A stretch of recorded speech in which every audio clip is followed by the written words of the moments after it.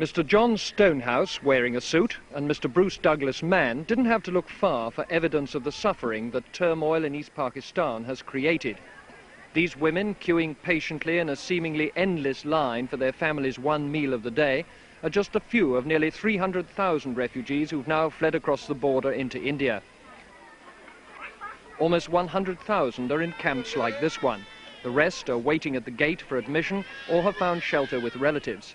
The Indian government is providing rice, 100 grams per adult a day, and paying for other food bought by the volunteers who are helping run the camps.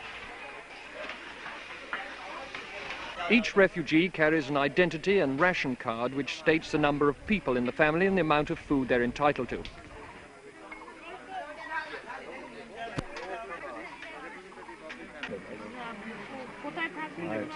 Here's your card.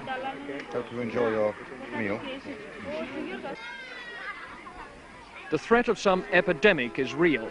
Though new water supplies are being hastily provided, sanitation is primitive. These new arrivals are being inoculated against typhoid and cholera, as well as smallpox. The MPs were anxious to hear why the refugees had been forced to leave their homes and take refuge in India, their traditional enemy. This man related how his father, mother and brother had all been killed by soldiers of the West Pakistan Army in Jikagacha, a village only 13 miles away. Most of the people in the camp were women and children. One young mother told Mr. Stonehouse how her husband, who worked in an army cantonment as a clerk, was simply lined up with 24 other men and shot by the soldiers. She herself, though pregnant, was beaten unconscious with the butt of a rifle. Like some 30% of the refugees, this woman was a Muslim, evidence that the bond of a common religion has not meant as much to the Punjabi soldiers as their hatred of the Bengalis.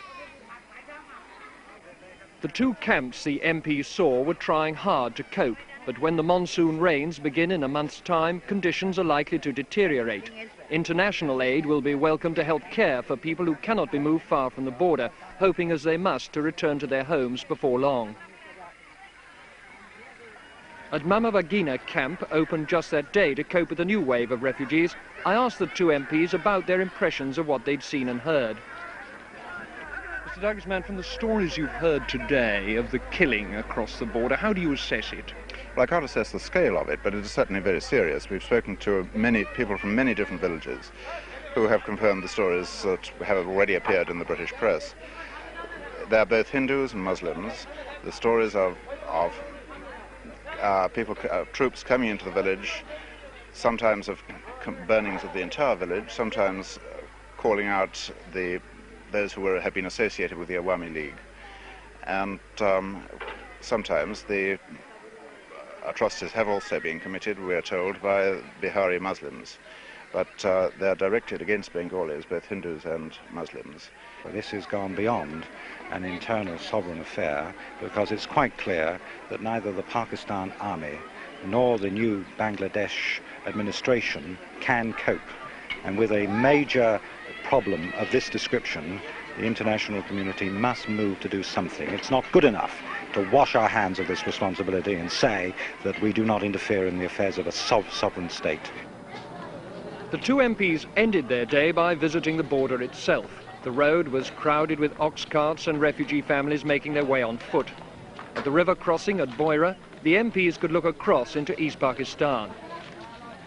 Mr. Stonehouse is primarily concerned to deal with the widespread hunger many observers foresee. Mr. Douglas Mann and his committee are fighting for a ceasefire and political justice for the Bengalis. Those aims are equally important, but at present just as equally far from fulfillment. Richard Lindy, News at 10, Bongan.